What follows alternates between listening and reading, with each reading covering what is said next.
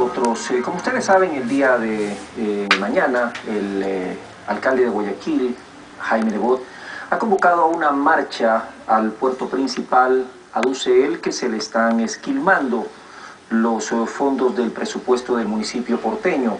Hemos invitado a Virgilio Hernández, asambleísta de Alianza País, para hablar sobre el COTAD, este tema que se conoce como el Código de Ordenamiento Territorial, Autonomía y Descentralización.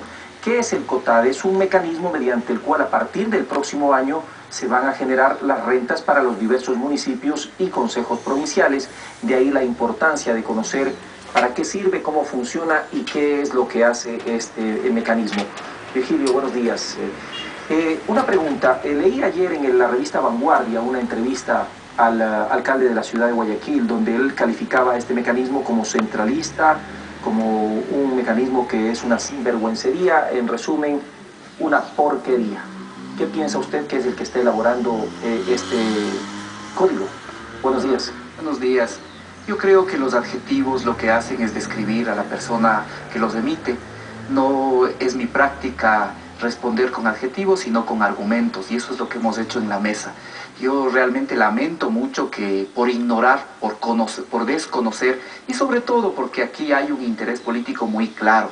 No nos olvidemos que lo que está buscando el alcalde de Guayaquil es básicamente justificar su necedad, porque se le ha explicado a través de todos los mecanismos, y él sobre todo conoce y sabe, esto es tal vez fundamental que la ciudadanía conozca, la ley que reparte los recursos para los gobiernos autónomos centralizados no es una ley de ahora, no es una ley que ahora la estamos generando. Esta ley es una ley aprobada precisamente en el tiempo de los socialcristianos, con mayoría socialcristiana en el 2004, y por lo tanto, las reformas, me refiero, esta ley, las reformas fueron aprobadas en el 2004 y la ley se emitió unos años antes. Entonces, ¿qué es lo que uno encuentra ahí?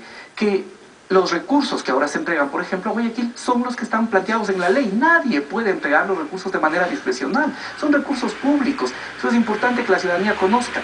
Si alguien entregaría los recursos, que son recursos públicos, a dedo, podría tener hasta consecuencias penales. Por lo tanto, eso es una falsedad. Los recursos se están entregando como siempre ha determinado la ley.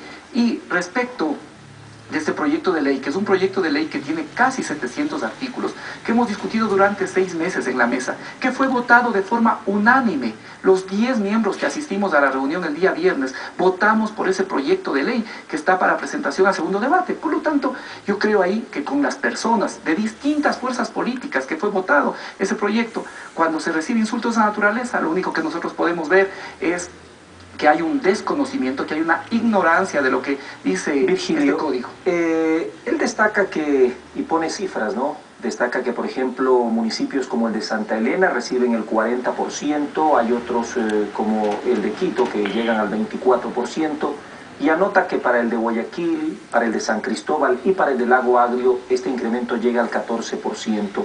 Esa es, dice, la causa de que se está entregando a dedo el dinero. ¿Cuál es la realidad en esta repartición con el método anterior? Nuevamente hay que ser enfáticos. En este momento, en el año 2010, los recursos se entregan de acuerdo a lo que dice la ley, a lo que dice la ley del 15% y todas las otras leyes que asignan recursos a los gobiernos seccionales. Por lo tanto, y eso saben el resto de alcaldes, eso saben el resto de prefectos, por eso no se suman a esta manifestación que es eminentemente política. No puede haber discrecionalidad, porque dicen las leyes cómo tienen que ser. ¿Qué es lo que dice en ese aspecto? En ese aspecto lo que señalan claramente es que el 50% se divide. A ver, pero es que primero hay que partir de... Y aquí está el error. ¿Cuál es, por qué al señor Nebot le sale 192 millones para Guayaquil? ¿Cuál es el tema fundamental? Que él, en la masa de recursos que está repartiendo a todos los gobiernos seccionales, con toda mala intención está repartiendo 1.000 millones más. Es decir, él está señalando, se le ocurre que este año los ingresos corrientes son 8.700.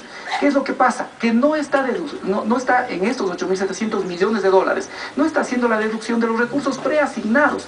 Si uno resta los recursos preasignados, es decir, los recursos que no van al gobierno central, que se quedan en las universidades, que se dedican a la fiscalía, a la contraloría, a distintas instituciones que todavía existen y suman 1.066 millones. Si se resta eso, obviamente lo que hay para repartir no son 8.700, sino son cerca de 7.600, y sobre eso se recoge el 15%, y del 15%, el 30% va a los municipios, y el 70%, el 30% va a los consejos provinciales, y el 70% para los municipios. Y luego, de acuerdo también a lo que dice la ley, se reparte de acuerdo a necesidades básicas insatisfechas, una parte igual para todos, y también de acuerdo a la población. Y a las necesidades de la misma. Claro, a las necesidades básicas insatisfechas. Estos son elementos que están en la ley. Esta ley no es de ahora. Esta ley que va a entregar recursos a este año no es que se ha aprobado en estos días, ha estado vigente siempre. ¿Por qué antes no se ha reclamado ni tampoco se ha protestado? ¿Por qué? Básicamente, porque esta es una ley que fue aprobada precisamente en el tiempo de la mayoría social cristiana. Entonces ahora me extraña que existan toda esa serie de argumentos. Dicen que la vaca nunca se acuerda cuando fue ternero, pero en fin. ¿Y el Código de Ordenamiento Territorial, qué es lo que cambia en esta situación? Mire, este código es un código fundamental. Aquí en este código, por eso yo vuelvo a señalar que creo que él ignora realmente todo lo que hay, las disposiciones que existen en este código. No solo se trata del tema de los recursos, se trata además del tema de las regiones, del tema de circunscripciones territoriales indígenas, se trata del tema de las competencias, que ahora van a tener los gobiernos autónomos, y en eso hay un paso fundamental del sistema de competencias, y obviamente se construye también un modelo que se llama un modelo de equidad. ¿Qué es lo que dice ese modelo de equidad? Que de aquí en adelante los recursos se van a entregar en función de cuáles sean las necesidades, los requerimientos de cada uno de los gobiernos autónomos. Pero esos requerimientos, además, pensados también en la perspectiva de generar equidad en función de todo el país. Y se establece en este proyecto que desde el próximo año el 21% de los ingresos permanentes, esto no se ha hecho nunca antes en la historia, el 21% de los ingresos permanentes y el 10% de los no permanentes serán reentregados a los gobiernos autónomos, con lo cual hay un paso fundamental. No hay aquí posibilidad de discreción alguna. Se ve cuáles son los ingresos permanentes que tiene el Estado el próximo año. De esos ingresos, el 21% irá para los gobiernos autónomos. Se ven los ingresos no permanentes, en que están, por ejemplo, los ingresos petroleros. ¿Sí? Esto vale quizá aclarar. Los ingresos permanentes son básicamente impuestos.